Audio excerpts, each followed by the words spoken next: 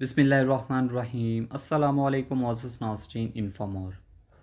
جس روز میری ڈولی سسرال کے گھر کے صحن میں اتری، میری عمر 18 سال 4.5 مہینے تھی۔ والدین نے مجھے ایف اے سے آگے پڑھنے کی نہ دیا کیونکہ میری منگنی ہو چکی تھی اور لڑکے والے شادی جلدی کرنا چاہتے تھے۔ پڑھنے کا شوق مار دیا گیا اور میں کالج سے نکل کر سسرال کے گھر آ گئی۔ میرا سسرال اور میکا متوسط درجے کے گھرانے تھے۔ خاوند نے مجھے دل سے قبول کر لیا تھا۔ ازدواجی زندگی اچھی گزرنے لگی۔ پورا 1 سال ہنستے کھیلتے گزر گیا۔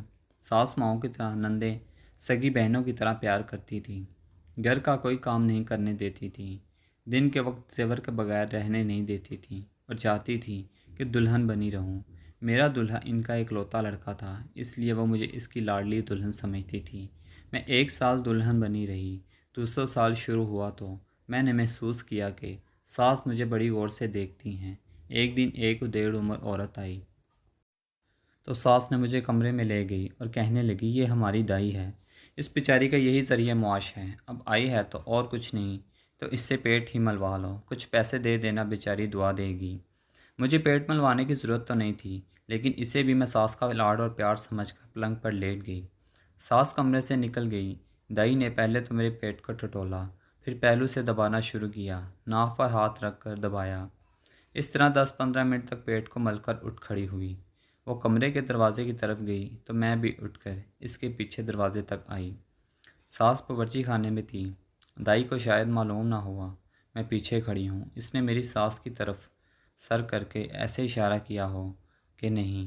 میں ساس کے دیکھا، اس کا چہرہ اداس ہو گیا اور اس کا سر جھک گیا۔ میں فوراً سمجھ گئی کہ میرا پیٹ کیوں ملوایا گیا ہے۔ دائی نے سر ہلا کر کیا بتایا ہے۔ میں نے دائی کو پیسے دیے اور اپنے کمرے میں آ گئی۔ میں نے پہلی بار محسوس کیا کہ 1 سال گزر گیا ہے، مجھے تو اب تک ماں بن جانا چاہیے تھا، مگر دائی میری ساس کو مایوس کر گئی تھی۔ 1 مہینہ اور گزرا تو دائی ایک بار پھر میرا پیٹ ملنے آ گئی۔ جاتے جاتے سر کے اشارے سے میری ساس کو پہلے سے زیادہ مایوس کر گئی۔ دائی کے اشاروں میں 1 سال گزر گیا۔ تیسرا سال شروع ہوا تو ساس مجھے ایک شاہ صاحب کے پاس لے گئی۔ شاہ نے ایک کاغذ پر الٹی سیدھی لکیریں ڈال کر کہا، ایک لکیر ذرا گڑبڑ کر رہی ہے، اللہ نے چاہا تو یہ بھی اپنی جگہ پر بہت جلد آ جائے گی، اگلی جمعرات کو پھر آنا۔ ساس نے میرے ہاتھ سے 500 روپے شاہ کو دلوا دیے۔ اگلی جمعرات آئی تو شاہ صاحب کے 500 روپے اور کھڑے ہو گئے، مگر ساس خوش نہ ہوئی، کیونکہ ان کے شاہ صاحب نے فرمایا کہ جس ٹو نے آنا ہے وہ ابھی ستاروں کی گردش میں بھٹک رہی ہے، آنے میں ذرا دیر لگے گی پر آ جائے گی۔ 2 مہینے بعد گلی میں آواز آئی، فال ریمل دلیل۔ ساس دوڑ کر باہر گئی اور فال ریمل والے کو اندر لے آئی۔ محلوں میں رہنے والے کو معلوم ہوگا کہ قسمت کا حال بتانے والے ایسے وقت گلیوں میں آ کر ریمل فال دلیل کی صدا لگاتے ہیں جب گھروں کے مرد اپنے کام کاج پر نکل جاتے ہیں۔ گھروں میں عورتیں ہوتی ہیں، یہ ان کے ذہنی مجبوریوں اور نفسیات کو اچھی طرح سمجھتے ہیں۔ عورتوں سے ایسی استادی سے بات کرتے ہیں جو بالکل سچ معلوم ہوتی ہے۔ ساس بھی انہی عورتوں میں سے تھی۔ ساس نے میرا ہاتھ جوتشی کے ہاتھ میں دے کر کہا، بابا جی اس کی گود کب بھری ہوگی؟ جوتشی نے میرے ہاتھ کی لکیریں دیکھیں، پھر ایک کتاب کھول کر مجھ سے کہا، ان خانوں میں سے ایک خانے پر دائیں ہاتھ کی شہادت کی انگلی رکھو۔ میں نے ایک خانے پر انگلی رکھ دی۔ خانے پر ایک جل پری کی تصویر بنی ہوئی تھی۔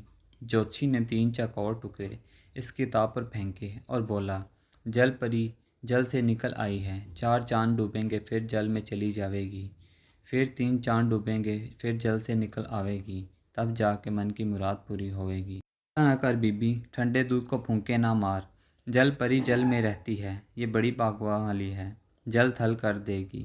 125 روپیہ بابے کی ہتھیلی پر رکھ، بابا کچھ اور بتائے گا۔ بابے کی من میں کبھی کبھی موج آتی ہے۔ جوتشی من کی موج میں 500 روپے لے کر چلتا بنا، مگر باتیں ایسی بتا گیا کہ ساس اور نندوں کی باچھیں کھل گئیں۔ پھر چاند 4 ڈوب گئے، پھر 3 چاند ڈوب گئے۔ جل پری نے جل تھل تو نہ کیا، بلکہ اس جل میں ڈوب گئی۔ دائی نے پیٹ ملا، سر کا وہی پرانا اشارہ کر کے چلی گئی۔ ساس کا چہرہ اتر گیا۔ ازدواجی زندگی کا ایک اور سال گزر گیا۔ ساس اور نندوں کا لاڈ پیار بھی گزر گیا، لیکن خاوند کے رویے میں کوئی تبدیلی نہیں آئی۔ ایک روز وہ مجھے ایک لیڈی ڈاکٹر کے پاس لے گیا، جس نے مجھے چیک اپ کیا اور 3 دوائیاں لکھ دیں۔ 15 دنوں کا کورس تھا۔ کورس پورا ہوا تو لیڈی ڈاکٹر نے مجھے ایک بار پھر چیک کیا۔ اس نے علیحدگی میں مجھ سے بہت سی باتیں پوچھی، میرے خاوند کے متعلق بھی ایک ہی سوال کیے۔ پھر ایک نے خاوند کو بلا کر کہا وہ بھی کسی اچھے ڈاکٹر سے اپنا چیک اپ کرا لے۔ یہ قدرت کا بنایا ہوا نظام ہے، عجیب سا ہوتا ہے۔ ذرا سی خرابی کے نتائج بہت بڑے ہوتے ہیں۔ آپ کا علاج ہو جائے گا، گھبرانے کی کوئی بات نہیں۔ میں نے گھر آ کر خاوند سے کہا کہ وہ بھی کسی ڈاکٹر سے مشورہ کر لے، مگر وہ اس طرح بڑک اٹھا جیسے میں نے اس کی مردانگی پر کوئی بڑی ہی توہین آمیز تہمت لگا دی ہو۔ نقص تجھ میں ہوگا، مجھ میں نہیں، کسی ڈاکٹر کے پاس جانے کی ضرورت نہیں۔ میں نے کہا آپ اپنے متعلق خود ہی کوئی رائے قائم نہیں کریں، آپ کی رائے غلط بھی ہو سکتی ہے۔ میرا کہنے کا کچھ اور مطلب تھا، مگر وہ سمجھ کچھ اور رہا تھا۔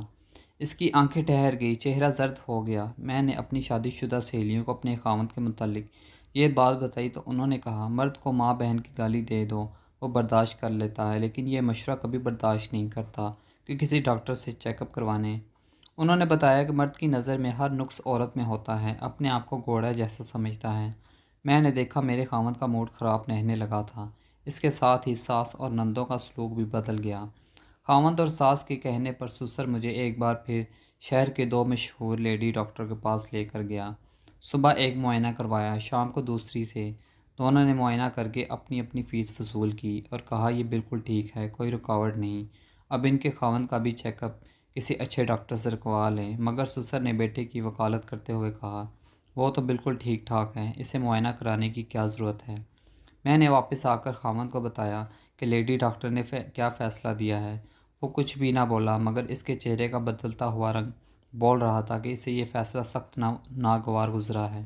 میں پوٹو ہار کے علاقے کی رہنے والی ہوں، جہاں تھوڑے تھوڑے فاصلے پر ہر پہنچ والے پیروں کے مزارات اور گدیاں ہیں۔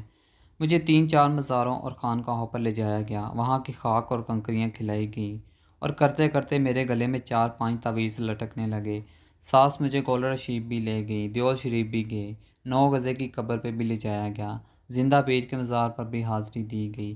مگر میری قسمت میں ایک ہی تانا تھا کہ یہ تو توہر کا پودا ہے جو زمین کا سارا پانی پی جاتا ہے، نہ پھل دیتا ہے اور نہ پھول۔ مجھ پر ایسے ایسے تیر برسنے لگے کہ شادی کی پہلی رات اور پہلا سال ایک حسین خواب کی طرح یاد رہ گیا۔ پھر میں نے اس خواب کو بھی ذہن سے اتار دیا، مجھے در و دیوار سے نفرت ہونے لگی، خاوند بیگانہ ہو گیا، نندیں منہ بسورنے لگی، ساس مجھے اس طرح کام بتانے لگی تو ہماری تو اور کیا امید پوری کرو گی، چلو جھاڑو ہی لگایا، برتن ہی مانجھ دو۔ اس طرح کی نہ جانے کتنی دل برداشتہ باتیں لگا لگا کر کرنے لگیں۔ سب سے زیادہ مجھے جس چوٹ نے موا کیا وہ یہ تھی کہ مجھ پر میری سہیلیاں چھوٹ گئیں، وہ آتی تھی یا میں ان کے پاس چلی جاتی تھی تو دل کا بوجھ ذرا ہلکا ہو جاتا تھا، لیکن سبھی مجھ سے دور ہٹنے لگے، سب کو یہ کہہ کر ڈرا دیا گیا کہ مجھ پر کسی چیز کا سایہ ہے، میں کسی کی پیر کی بددعائی ہوئی ہوں، جس سہاگن پر میرا سایہ پڑے گا اس کو کوکھ بھی سوکھ جائے گی۔ میرے تن بدن میں آگ لگ گئی، دل میں انتقام کی آگ بھڑک اٹھی۔ مجھے ایک خیال یہ بھی آیا اگر میں جوابی کارروائی کے طور پر ساس اور نندوں کے منہ لگی تو وہ میرے خاوند کو بھڑکا کر مجھے طلاق دلا دیں گی۔ اگر طلاق کا تعلق میری ذات سے ہوتا تو میں پرواہ نہ کرتی۔ مجھے اپنے ماں باپ کا خیال آ گیا، وہ یہ صدمہ کیسے برداشت کرتے۔ میں نے دل کے شعلے دل ہی میں رکھے اور دل جلتا رہا۔ میکے کی ایک سہیلی نے میرا ساتھ نہ چھوڑا، وہ میری ہمراز تھی، ہماری دوستی گہری تھی۔ ازدواجی زندگی کے چھٹے سال مجھے اشارہ مل گیا کہ اب طلاق کے سوا کوئی چارہ نہیں۔ میں سوچنے لگی اگر مجھے طلاق ہو گئی تو مجھے کوئی بھی شادی نہیں کرے گا، کیونکہ سب کو سسرال والے یہی کہہ کے کہ میں بچے جننے کے قابل نہیں ہوں۔ ان حالات میں جب طلاق کی تلوار میرے سر پر لٹکنے لگی تو میں ساس نندوں کی باتوں کو برداشت کرنے لگی، لیکن پھر بھی آئے روز چک چک ہونے لگی۔ مگر ہار مجھ میں ماننی پڑی کیونکہ ماں باپ کی وجہ سے طلاق سے بہت ڈرتی تھی۔ ایک روز کچھ زیادہ ہی تو میں ہو گئی اور میں میکے آ گئی۔ شام کو خاوند آئے گا تو واپس جاؤں گی۔ گھر آئی تو وہاں تالا لگا ہوا تھا۔ مجھے معلوم تھا کہ گھر والے اگر کہیں گئے ہوں گے تو گھر کی چابی ساتھ والے گھر میں ہوتی ہے۔ میں ساتھ والے گھر گئی تو وہاں کا گھر جوان سالہ آدمی کھیلا تھا۔ اس نے بتایا کہ میری ماں اور اس کی ماں اس کی خاطر کسی مزار پر منت مانگنے گئی ہیں۔ یہ آدمی شادی شدہ تھا، اس کی اپنی بیوی سے نہیں بنتی تھی۔ اس آدمی سے پڑوسی ہونے کے ناطے سے اچھی جان پہچان تھی۔ اس کی بیوی 6-7 مہینے سے اپنے میکے میں تھی۔ یہ آدمی اپنی بیوی کو واپس نہیں لانا چاہتا تھا۔ اس نے مجھے بٹھا لیا اور اپنی بیوی کا رونا رونے لگا۔ میں نے بھی اسے اپنی مصیبت کہانی سنائی۔ میں نے اسے بتایا میں طلاق سے بہت ڈرتی ہوں کیونکہ اس سے میرے ماں باپ کو بہت صدمہ پہنچے گا، کہیں خدا مجھے ایک بچہ دے دے تو سارا جھگڑا ختم۔ اس مسئلے پر باتیں کرتے کرتے اس آدمی کچھ زیادہ ہی بے تکلفی پر اتر آیا۔ اچانک میرے انتقام اور بغاوت کا شعلہ اٹھا۔ میں نے دل میں سوچا مجھے ایک بچہ چاہیے، میرے خاوند کو پیسے ہی پتہ چلے گا کہ یہ بچہ اس کا نہیں۔ میرے قدم ڈگمگانے لگے، میری جذباتی حالت میرے قابو سے باہر ہو گئی۔ عین اسی وقت اس آدمی نے میرا ہاتھ اپنے ہاتھوں میں لے کر کہا، تمہیں بچہ چاہیے، مل جائے گا، تمہیں میرا ساتھ دینا ہوگا۔ میں نے اس کی طرف دیکھا، ہماری نظریں ٹکرائی۔ میں نے اس کی مسکراتی آنکھوں میں بچے کی جھلک دیکھی۔ میں نے اپنا ہاتھ اس سے نہ چھڑایا۔ وہ اٹھا، اس نے کمرے کا دروازہ بند کر دیا۔ کوڑا جب ایک دوسرے کے ساتھ ٹکرائے تو ذرا سا کھٹکا، میرے سینے میں توپ کے دھماکے کی طرح گرجا۔ اچانک میری غیرت بیدار ہوئی، میرا جسم اتنی زور سے کانپا جیسے کسی غیبی قوت نے مجھے جھنجھوڑ کر کہا ہو، آبرو کی خاطر مسلمان بیٹیاں جان پر کھیل جاتی ہیں، تم اتنی جلدی ہار گئی۔ خدا کی ذات سے مایوس نہ ہو، ہوش میں آؤ۔ وہ دروازہ بند کر کے میری طرف آیا اور میں اٹھ کھڑی ہوئی۔ میں نے اسے کہا، مجھے معاف کر دینا، اور میں اس سے چابی لیے بغیر باہر آ گئی۔ میں نے گناہ نہیں کیا تھا، لیکن گناہ کا ارادہ ضرور کر لیا تھا۔ یہی ارادہ مجھے سانپوں کی طرح ڈس رہا تھا۔ گلی میں آئے تو ایسے گھبراہٹ ہونے لگی جیسے دیواریں مجھ پر لعنت بھیج رہی ہوں، جیسے پاس سے گزرنے والے لوگ مجھے نفرت سے گھور رہے ہوں۔ میں کوئی ایسی پناہ ڈھونڈنے لگی جو مجھے گناہ کے اس احساس سے نجات دلا دے۔ مجھے اپنی ہمراہ سہیلی یاد آ گئی۔ میں بہت تیز چلتے ہوئے اس کے گھر پہنچی۔ میری سہیلی میرے دکھ سے واقف تھی۔ اس نے جب میری طلاق کے متعلق بات شروع کی تو میں نے اس سے کہا، آج میرے آنسو اپنے سہاگ کے غم میں نہیں ہیں، کسی اور وجہ سے بہہ رہے ہیں۔ اس نے پوچھا تو میں نے ذرا نہ جھجکی اور اسے ساری بات بتا دی۔ میں اپنے ضمیر سے اس گناہ کا بوجھ اتار پھینکنا چاہتی تھی، وہ گناہ جو میں نے کیا ہی نہیں تھا، صرف سوچا تھا۔ میری سہیلی سب سن کر افسردہ ہوئی۔ میں سمجھی وہ میری ایسی نازیبا حرکت سے ناراض ہو گئی ہے۔ میں نے اس کا چہرہ اپنے ہاتھوں میں لے کر کہا، اللہ کی قسم میں وہاں سے بھاگ آئی ہوں، کوئی گناہ نہیں کیا۔ اس نے کہا، یہی تم نے غلطی کی ہے کہ تم نے گناہ نہیں کیا۔ اب گناہ نہ کرنے کی سزا بھگتو، طلاق لے کر ماں باپ کے گھر آ بیٹھو۔ کوئی مائی کا لال ایسا نہیں جو تم کو بیاہ لے جائے گا۔ تمہاری ساس کی طرح تمہیں ہر کوئی کہے گا، یہ طور کا پودا ہے۔ سن میری بہن، اس نے کہا، اولاد کی خاطر پیروں کے پاس جانے والی عورتوں کی گود تعویذ دھاگے نہیں بلکہ پیر خود ہری کیا کرتے ہیں۔ ہمارے گھرانوں میں ایک فریب کی حکمرانی ہے، یہ فریب ہم دوسروں کو بھی دیتے ہیں اور اپنے آپ کو بھی۔ تمہیں اپنی آبرو اتنی پیاری ہے تو طلاق لے لو اور گھر بیٹھو اور باقی عمر اس گھر میں گزار دو۔ مگر میں اپنے آپ کو اس فریب کے لیے تیار نہ کر سکی۔ جب میں نے محسوس کیا کہ میری نجات ایک گناہ میں ہے ورنہ میں ہمیشہ کے لیے دھتکار دی جاؤں گی، تو میرے اندر ایک ایسی بے چینی اور تلخی پیدا ہو گئی کہ بیٹھے چین نہ لیٹے چین، ایک پاگل پن سا سوار ہو گیا۔ دل میں یہی ارادہ آتا کہ خودکشی کر لوں، ریل گاڑی سے نیچے سر رکھ دوں، ڈوب مروں یا زہر کھا لوں۔ 2-3 دنوں کے بعد خاوند نے مجھے صاف کہہ دیا کہ وہ اب دوسری شادی کرے گا۔ میں نے اس کی منت سماجت کی، محبت کے واسطے دیے۔ پھر میں نے اپنے آپ کو یہاں تک گرا لیا کہ اس کے پاؤں پر سر رکھ دیا، لیکن وہ پتھر بن چکا تھا۔ پھر بھی میری منت سماجت اور واسطوں نے اسے تھوڑا نرم کر دیا۔ اس نے کہا کہ میری ماں ایک اور پیر کا نام بتا رہی ہے، میں ان سے کہوں گا تمہیں وہاں لے جائیں۔ اگر وہاں سے بھی مراد پوری نہ ہوئی تو پھر میں تمہیں طلاق دینے پر مجبور ہو جاؤں گا۔ میں کسی پیر کے پاس نہیں جانا چاہتی تھی۔ میں نے خاوند سے کہا، میں پیر کے پاس نہیں جاؤں گی۔ خاوند نے کہا، پھر طلاق لے لو، یہ تمہارا نہیں تمہاری تعلیم کا قصور ہے۔ تم ایف اے کر کے پتہ نہیں اپنے آپ کو کیا سمجھتی ہو، اصل میں تم پیروں اور بزرگوں کی توہین کی سزا پا رہی ہو۔ میں بھول ہی چکی تھی کہ میں بھی تعلیم یافتہ ہوں۔ خاوند نے یاد دلایا تو اس کے ساتھ مجھے یہ بھی یاد آیا کہ میں تو قرآن بھی پڑھا ہوا ہے، اس مقدس کتاب کو میں خدا کا پیغام مانا کرتی ہوں۔ قرآن کا ذہن میں آتے ہی جیسے میری آنکھوں کے سامنے ایک روشنی چمکی، مجھے عقل نے راہ دکھائی۔ میں نے خاوند سے فوراً کہا، میں اس پیر کے پاس جاؤں گی۔ 2-3 دنوں بعد میں اپنی ساس کے ساتھ ریل گاڑی سے اس اسٹیشن پر اتری جس کے قریب اس پیر کا آستانہ تھا۔ اسٹیشن سے پیدل ہی پیر کے آستانے پر پہنچے۔ جناب پیر صاحب مریدوں کی محفل میں بیٹھے ہوئے تھے۔ مجھے دیکھ کر اس پر وجد طاری ہو گیا۔ ساس نے آگے ہو کر اس کے پاؤں چھوئے، پھر مجھے بھی آگے کر کے اس کے پاؤں چھونے کو کہا۔ ساس اپنی مراد سنانے ہی لگی تھی کہ پیچھے سے ایک آدمی نے میری ساس سے کہا، یہاں نہیں، اس وقت حضور کسی اور حالت میں ہیں، لڑکی کو اندر بھیج دو، حضور مرادیں وہیں سنتے ہیں۔ اس کے ساتھ ہی اس آدمی نے میرے کندھے پر ہاتھ رکھ کر ایک دروازے کی طرف اشارہ کیا اور کہا، کاکی اندر چلی جا، حضور کرم کریں گے۔ اس آستانے سے کوئی خالی ہاتھ نہیں گیا۔ میرا جسم بڑی زور سے کپ کپایا۔ ساس نے مجھے اٹھا دیا اور دھیمی آواز میں کہا، جا اندر چلی جا، حضور آئیں تو ان کے پاؤں چھو کر بات کرنا، وہ جو عمل کرنے کو کہیں وہ دھیان سے اور دل سے کرنا، یہ تمہارے پاس بھی اور میرے پاس بھی آخری موقع ہے۔ میں چپ چاپ اندر چلی گئی۔ اندر پلنگ بچھا ہوا تھا، اس پر قیمتی تکیہ اور پلنگ پوش تھا۔ کمرہ کافی سجا ہوا تھا۔ جلدی پیر اندر آ گیا اور دروازہ بند کر دیا۔ پیر کی صحت قابل رشک تھی، چہرہ خوبصورت اور لال سرخ تھا، جسم توانا۔ اس شخص کے چہرے اور جسم میں بڑی کشش تھی۔ اس نے آتے ہی مخمور آواز میں کہا، بچہ نہیں ہوتا، اور خود ہی جواب دے دیا، ہو جائے گا۔ اس نے مجھے پلنگ پر لیٹ جانے کو کہا۔ میں نے کھڑے کھڑے جواب دیا، مجھے تعویذ چاہیے، میں یہاں لیٹنے کے لیے نہیں آئی۔ وہ ہنس پڑا۔ اگر شیطان میرے سامنے ہنسے تو قسم کھا کر کہوں گی شیطان اس پیر کی طرح ہنستا ہے۔ وہ میرے قریب آیا، کہنے لگا، تعویذ بھی دوں گا اور بچہ بھی دوں گا۔ اس نے ایک بازو میری کمر کے گرد لپیٹ کے مجھے پلنگ پر گرا لیا۔ ایک خوبصورت بینسا تھا۔ اسے دیکھ کر میں سمجھ گئی کہ جاہل عورتیں کیوں اس کی مریدیاں ہیں۔ وہ مجھے بھی انہی عورتوں میں سے سمجھ رہا تھا۔ اسے منہ سے سخت بدبو آ رہی تھی۔ مجھے معلوم نہیں تھا یہ شراب کی بو یا چرس کی۔ مجھے پلنگ پر گرا کر وہ پلنگ پر چڑھایا۔ میں اچھل کر پلنگ سے اٹھی اور اس سے 3-4 قدم دور ہٹ آئی۔ اس نے پیار سے مجھے اپنے پاس بلایا۔ اس نے کہا، میں تجھے ایسا تعویذ دوں گا۔ پھر معلوم نہیں کہ وہ تعویذ کی کون سی کرامات بیان کرنے لگا۔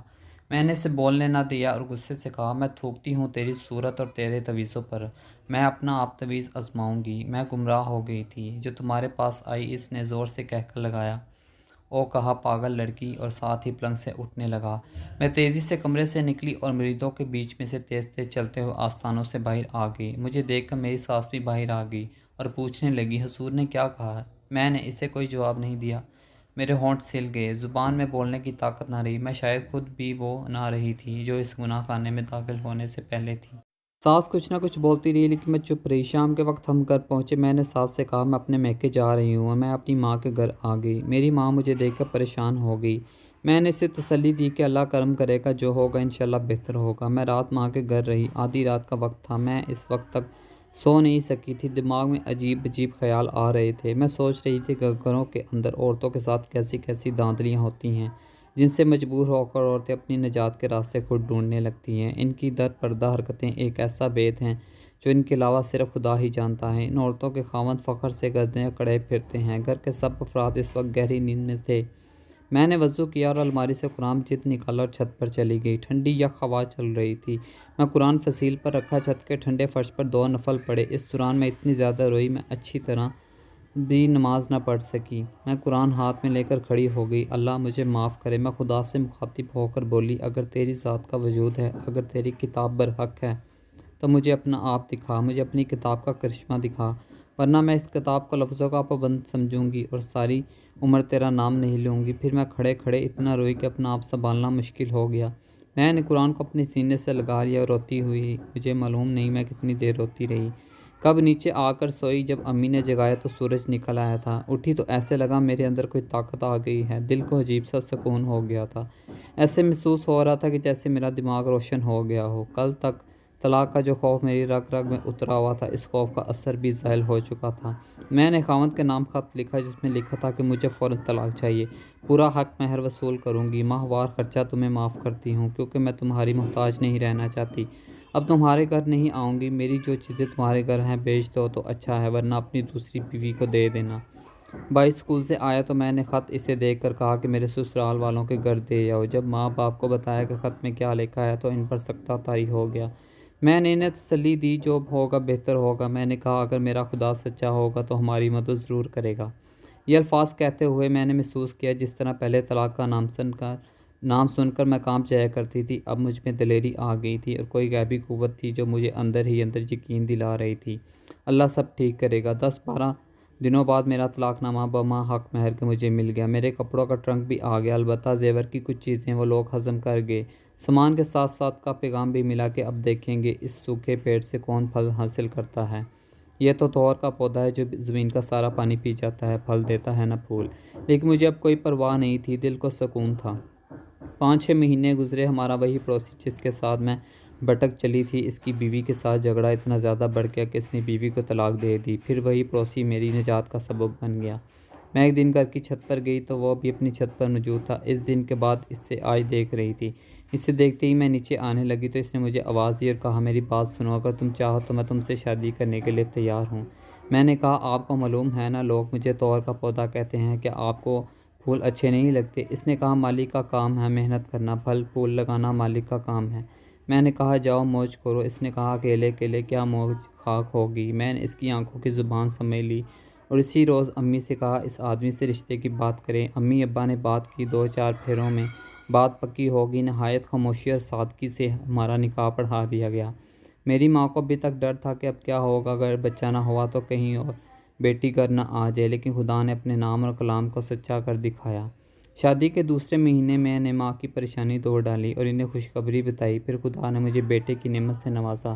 جو پیر عورتوں کو اولاد عطا کیا کرتا تھا، وہ ایک روز اپنے کچھ مریدوں کے ساتھ اپنے بس میں سفر کر رہا تھا۔ بس بے قابو ہو کر سڑک سے ہٹ گئی اور اسی رفتار سے جا کر ایک مضبوط درخت سے ٹکرائی۔ اس میں 26 سواریاں مر گئیں، جن میں یہ پیر اور اس کے مرید بھی تھے۔ لوگ بتاتے ہیں کہ ٹکر اتنی شدید تھی کہ بس کا انجن اندر تک بس میں دھس گیا تھا۔ پوٹاہاریوں کو یہ پرانا حادثہ ضرور یاد ہوگا۔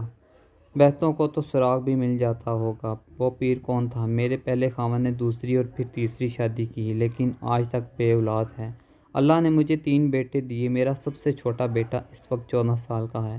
تھینکس فار واچنگ انفو مور۔ ملتے ہیں نیکسٹ ویڈیو میں انشاءاللہ، تب تک کے لیے اللہ حافظ۔